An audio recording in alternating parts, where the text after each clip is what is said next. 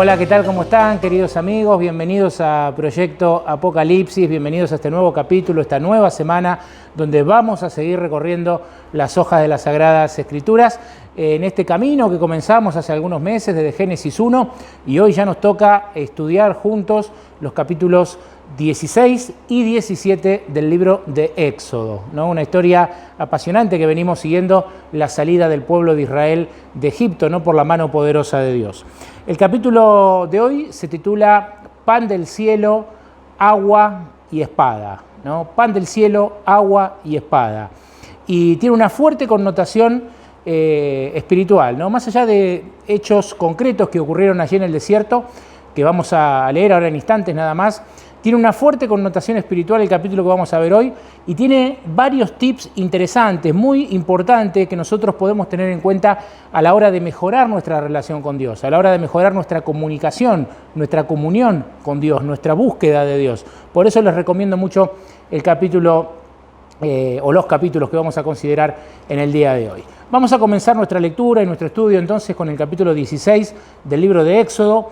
En el versículo 1 comienza relatando: toda la congregación de Israel partió de Elim y vino al desierto de Sim, que está entre Elim y Sinaí, el 15 del segundo mes después de salir de Egipto. Es decir, hacía 45 días que habían salido de Egipto cuando ocurren los hechos que vamos a pasar a leer. Dice: y toda la congregación de Israel murmuró contra Moisés y Aarón en el desierto. Tremendo, ¿no? Si nos ponemos a pensar, apenas 45 días que habían salido de Egipto. 45 días donde ellos habían visto de manera tremenda y formidable el poder de Dios. Primero, Dios destruyendo a todos los dioses egipcios, a los falsos dioses egipcios, a través de las 10 plagas, ¿no? De una manera milagrosa, clara, evidente, donde el propio faraón y los egipcios le terminaron pidiendo que se fueran, ¿no? Ellos salen al desierto. El faraón luego se arrepiente, como ya vimos en capítulos pasados, los persigue, Dios elabora una estrategia. Cuando el faraón creía que los tenía atrapados, en realidad el que terminaría atrapado bajo las aguas sería el faraón y su ejército. Dios abriría las aguas del Mar Rojo para que Israel pasara en medio. Las 10 plagas, la división de las aguas del Mar Rojo.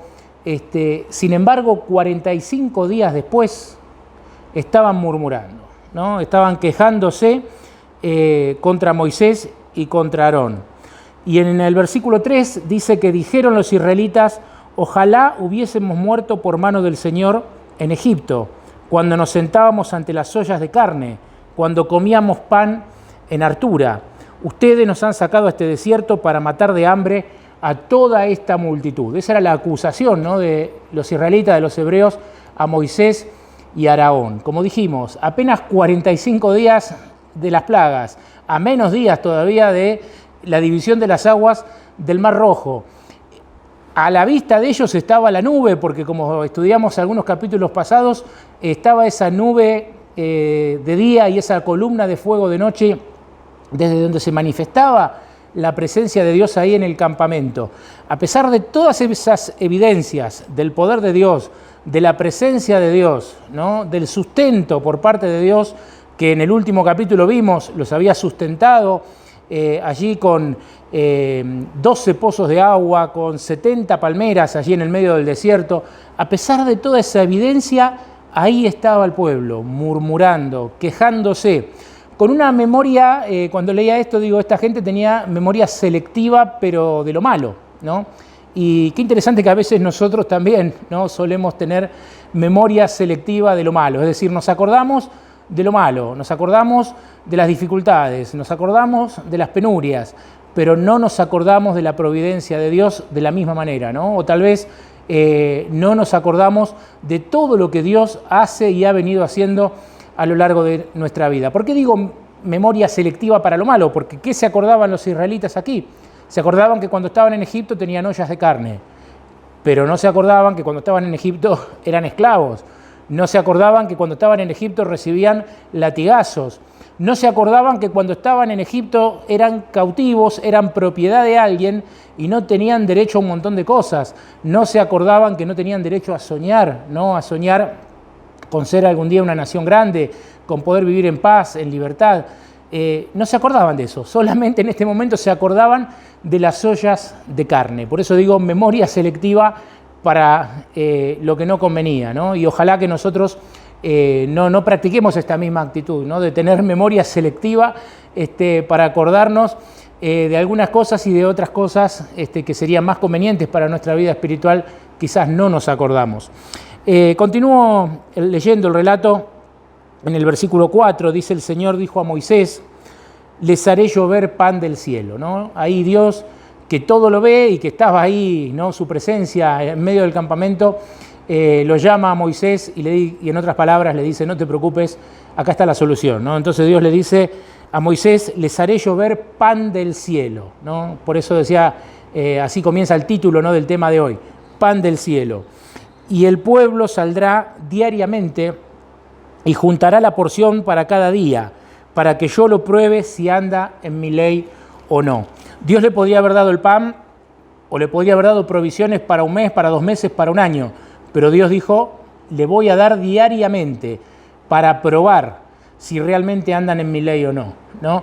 Y a veces en nuestra vida ocurre lo mismo, ¿no? Uno a veces quisiera tener solucionados los problemas a largo plazo y quizás Dios permite que esas pequeñas soluciones vayan llegando diariamente para también probar, y no solo probar, sino fortalecer nuestra fe, ¿no? Que no nos olvidemos de Dios y que recordemos la necesidad que tenemos de Él. Es muy interesante que más allá de este hecho literal y concreto, que el pueblo se queja, ¿no? Porque dice en Egipto teníamos ollas de carne, teníamos pan, más allá de este hecho literal y concreto, y de la respuesta que Dios va a dar a través de ese pan del cielo, el maná, ¿no? El famoso y conocido maná o pan del cielo, ¿no? Como lo menciona aquí, más allá de ese hecho literal, en las instrucciones que Dios le va a dar a ellos de cómo recoger el maná, hay muchas cosas o aspectos interesantes que nosotros podemos aplicar a ese maná espiritual que necesitamos, a ese alimento espiritual que necesitamos. Ustedes saben, en los evangelios muchas veces Jesús es descrito como el pan de vida, ¿no? Y Jesús mismo habló de ese pan o de ese alimento espiritual que nosotros necesitamos todos los días. Bueno, lo que vamos a hacer ahora es ver las instrucciones que Dios le dio a Israel en el desierto para recoger el maná y darles una aplicación práctica o espiritual para nuestra vida de hoy, ¿no? De qué manera esas instrucciones también nos sirven a nosotros para recibir de una mejor manera el maná o el pan del cielo en un sentido espiritual, ¿no? O sea, el alimento de parte de Dios, el alimento espiritual que Dios nos quiere dar para que tengamos una relación sólida y permanente con Él. El primer tips que podemos sacar, ya lo dijimos en realidad, que es esto de que Dios dijo: les daré diariamente, ¿no? Nosotros necesitamos ir en búsqueda del alimento espiritual de manera diaria, ¿no? Dios no quiere que yo hoy tenga una especie de retiro espiritual y pase todo el día leyendo la Biblia y orando y después durante una semana o 10 días no me acuerde de Dios. No sirve. Dios quiere que diariamente vaya al encuentro con Él. Y ese es el primer tip interesante para poder aplicarlo desde lo espiritual a nuestra necesidad del alimento diario de Dios o de la palabra de Dios, ¿no? Necesitamos todos los días ir a buscar ese alimento para que nuestra relación con Dios sea sólida y para que podamos estar firmes de esa manera en nuestra relación con Dios y vencer, ¿no? Vencer en cada situación que se nos presenta en nuestra vida. El versículo, voy a saltar acá al versículo 14, dice: cuando el rocío cesó de descender, vieron sobre la superficie del desierto algo menudo, redondo, parecido a la escarcha sobre la tierra. Y al verlo los hijos de Israel se dijeron unos a otros: ¿qué es esto? Porque no sabían qué era. Entonces Moisés les dijo: es el pan que les da el Señor para comer, ¿no? Dice: esto es lo que el Señor ha mandado. Y acá viene la segunda instrucción, el segundo tips que nosotros vamos a aplicar. Dice: junte cada uno lo que pueda comer, ¿no? Un homer, dice, por persona, esa era la medida. Junte cada uno según lo que pudiera comer. Y acá hay una verdad espiritual muy interesante. no todas las personas necesitan la misma medida de alimento espiritual para lograr una relación sólida con Dios. Sí es necesario que la busquemos todos los días, pero quizás a algunas personas les puede bastar con 10 minutos de abrir la palabra de Dios, reflexionar y meditar en ella para adquirir la fuerza necesaria para la jornada, y otro quizás necesita media hora, y otro quizás necesita 1 hora, y otro quizás necesita 2 horas. La medida puede ser distinta para cada persona, ¿no? Y no debemos juzgar en eso, ¿no? Nadie puede juzgar al otro por el tiempo que dedica, porque cada uno necesita quizás una medida diferente. Lo que sí es compartido y común que Dios aconseja que esa medida la busquemos de manera diaria, ¿no? Vuelvo a insistir con este concepto. Sigue diciendo, dice también conforme, en el versículo 16, conforme al número de personas. Cada uno juntará para los que están en su tienda. Y aquí tenemos la tercera instrucción, el tercer tips. Cada uno juntará para los de su tienda. Qué importante es que en esa búsqueda del alimento espiritual la busquemos no de una manera egoísta solamente para mí, ¿no? Sino que la busquemos para nuestras familias, para los que habitan en nuestra casa, dice, ¿no? Cada uno dice que busque para los de su tienda, decía el versículo. Hay un texto bíblico, un amigo mío siempre lo menciona, ¿no? Que dice que aquel que no provee para los de su casa es peor que un incrédulo y ha negado la fe. Así dice la Biblia, no en un versículo. Aquel que no provee para los de su casa es peor que un incrédulo y ha negado la fe. Es importante proveer para lo de nuestra casa, no solo para mí, no solo para, en el caso de una familia que tiene hijos, no solo para mí y para mi esposa, también procurar el alimento espiritual para nuestros hijos, ¿no? Para todos los que habitan en nuestra casa. Esto es muy, pero muy importante. Seguimos avanzando en la lectura. En el versículo 17 dice, los israelitas lo hicieron así, juntaron unos más y otros menos. El versículo 18 continúa diciendo, y cuando lo medían, dice, no sobraba al que había juntado mucho, ni faltaba al que había juntado poco. Es decir, cada uno recibía lo que necesitaba. Y Moisés le dijo, ninguno deje de ello nada para mañana. Y acá tenemos otra instrucción, otro tips, ¿no? Para aplicar. Ninguno deje nada de ello para mañana. Está muy relacionado con el primero, ¿no? Con la búsqueda diaria. Hoy tengo que buscar, mañana tengo que buscar, pasado tengo que buscar. El alimento espiritual que yo recibí hoy, Dios me lo dio para hoy. Sin duda, de manera residual me puede servir para mañana, pero si yo mañana no busco a Dios, me voy a encontrar débil frente a las circunstancias, las tentaciones, las luchas, las pruebas. Por eso, todos los días es la búsqueda que nosotros tenemos que hacer. Luego dice también, Moisés dijo en el versículo 19, ninguno deje para mañana, pero no obedecieron a Moisés, dice, sino que algunos dejaron para el día siguiente y crió gusanos y se pudrió, ¿no?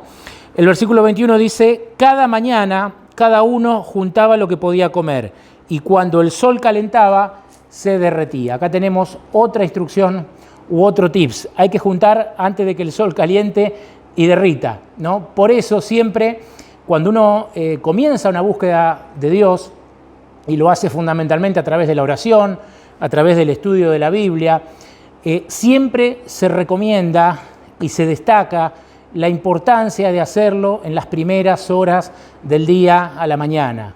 Que cuando me levante, lo primero que haga sea darle gracias a Dios por el nuevo día de vida que me está dando. Lo primero que haga sea abrir la Biblia, abrir un libro de meditaciones, reflexionar en las palabras de Dios. Porque ese es el alimento que a mí me va a sostener después a lo largo del día, ¿no?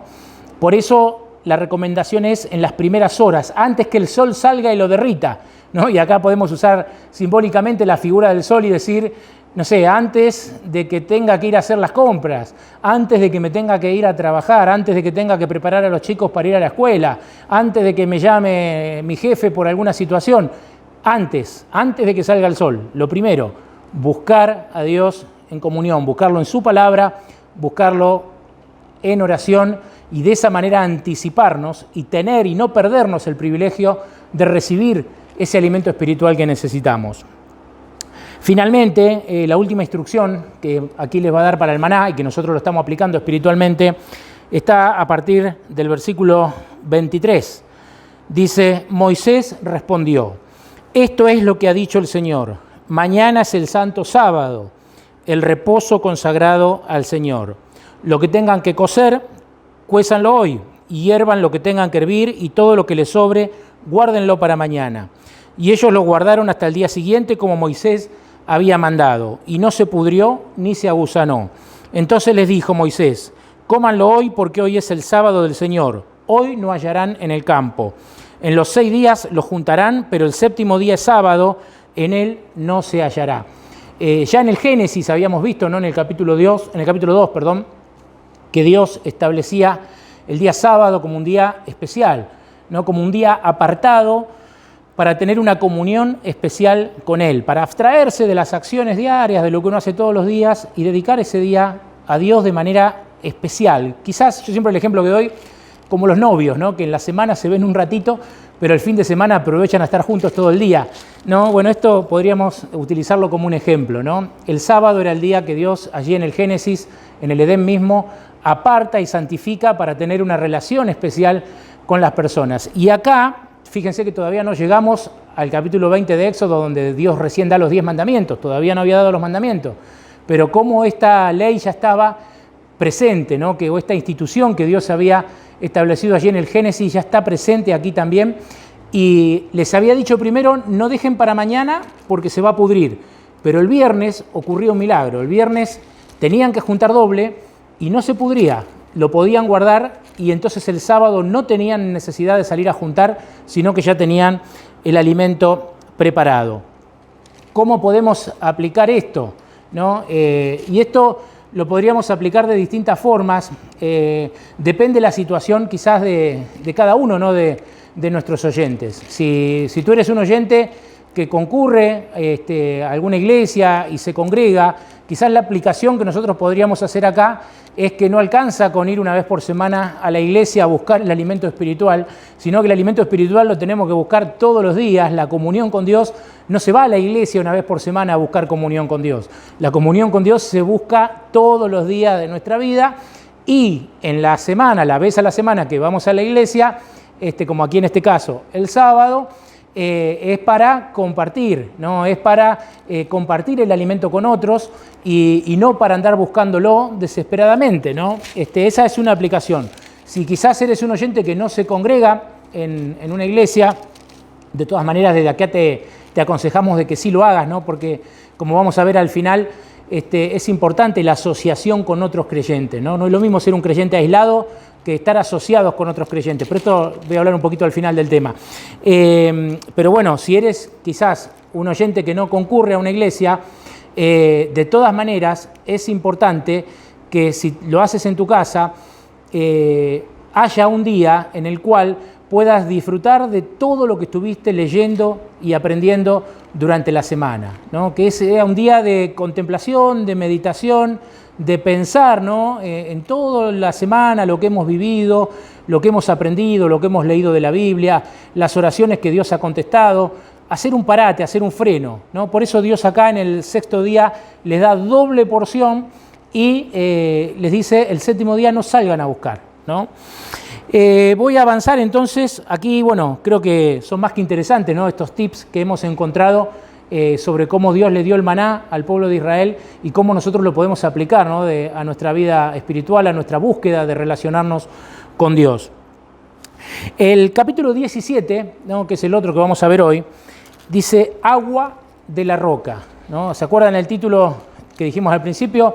Pan del cielo, agua y espada, ¿no? Y el capítulo 17 es donde viene el agua y donde viene la espada, porque después de la queja de ellos y de que Dios le da el maná con todas estas instrucciones, en el capítulo 17 van a volver a quejarse, aunque parezca increíble, aunque parezca insólito, van a volver a quejarse. El versículo 1 dice, el versículo 2 dice, y el pueblo, dice, altercó con Moisés y dijeron, danos agua para beber. Moisés les dijo, ¿por qué altercan conmigo? ¿Por qué tientan al Señor? Así el pueblo tuvo sed allí y murmuró contra Moisés. Y dijeron, ¿por qué nos hiciste subir de Egipto? Para que nos muramos de sed, nosotros, nuestros hijos, nuestro ganado. Entonces Moisés clamó al Señor. Increíble, insólito, ¿no? Podría repetir lo que dije hace un rato. 45 días atrás, las 10 plagas, unos menos días atrás todavía, la apertura de las aguas, ¿no? Del Mar Rojo, la división de las aguas, los 12 pozos de agua, las 70 palmeras, el maná, todo lo que Dios los sustentaba, ¿no? Las codornices. Sin embargo, ahora se estaban quejando por el agua y murmuraban por el agua. Aquí lo que es interesante es lo que hace Moisés, ¿no? Porque Moisés dice, clamó al Señor. Moisés no trató de resolver él el problema o de altercar él con la gente, ¿no? Que lo cuestionaba, sino que Moisés fue a Dios, ¿no? Y a buscar esa solución en Dios. Y le dice Moisés a Dios en el versículo 4, ¿qué haré con este pueblo? De aquí a poco me apedrearán. Y el Señor dijo a Moisés, pasa delante del pueblo y lleva contigo algunos ancianos de Israel. Lleva también la vara con que heriste el río y ve. Yo estaré delante de ti allí sobre la peña de Horeb. Golpearás la peña y brotará de ella agua y el pueblo beberá. Y Moisés hizo así en presencia de los ancianos de Israel. Y llamó a ese lugar Masa y Meriba, que significa prueba y rencilla, por la rencilla de los israelitas que tentaron al Señor diciendo, ¿está el Señor entre nosotros o no? Y el Señor estaba, porque el Señor va a hacer que de esa roca saliera agua, y agua abundante para sostener a todo un pueblo, ¿no? Un río, podríamos decir hoy, para sostener a todo un pueblo. Es interesante también que la figura de la roca en la Biblia siempre simboliza a Cristo. Esa roca simboliza a Cristo, ¿no? Entonces, el que realmente le da de beber a su pueblo es Cristo. Así como Cristo es el pan del cielo, Cristo también es el agua, ¿no? Y quizás esto uno no puede dejar de relacionarlos así con las historias del Nuevo Testamento, ¿no? Y de Jesús cuando dijo, yo soy el pan de vida, o cuando le ofrece a la mujer samaritana de un agua de la cual nunca más iba a tener sed, ¿no? Y donde Jesús se presenta como esa agua viva. De esta roca, símbolo de Cristo, surge el agua y surge la respuesta para la queja de Israel, para la queja del pueblo de Dios. Es Cristo el que sustenta a su pueblo, es Cristo el que sustenta a sus hijos. Acá hay una lección interesante también para todos los que tienen alguna función de liderazgo o de responsabilidad, poder aprender del ejemplo de Moisés, ¿no? Cómo él llevó todo delante de Dios, Dios le dijo qué hacer, Moisés simplemente obedeció y fue el propio Dios, el propio Cristo, ¿no? El quien simbólicamente a través de esa roca le va a dar al pueblo el agua que estaba requiriendo y necesitando. Finalmente, la última parte del capítulo 17 nos lleva a la espada, ¿no? Pan del cielo, agua y espada era el título de esta semana. El versículo 8 dice que entonces vino Amalec para pelear contra Israel en Refidim. Y Moisés dijo a Josué, elige a algunos hombres y sal a pelear contra Amalec. Mañana yo estaré sobre la cumbre del collado con la vara de Dios en mi mano.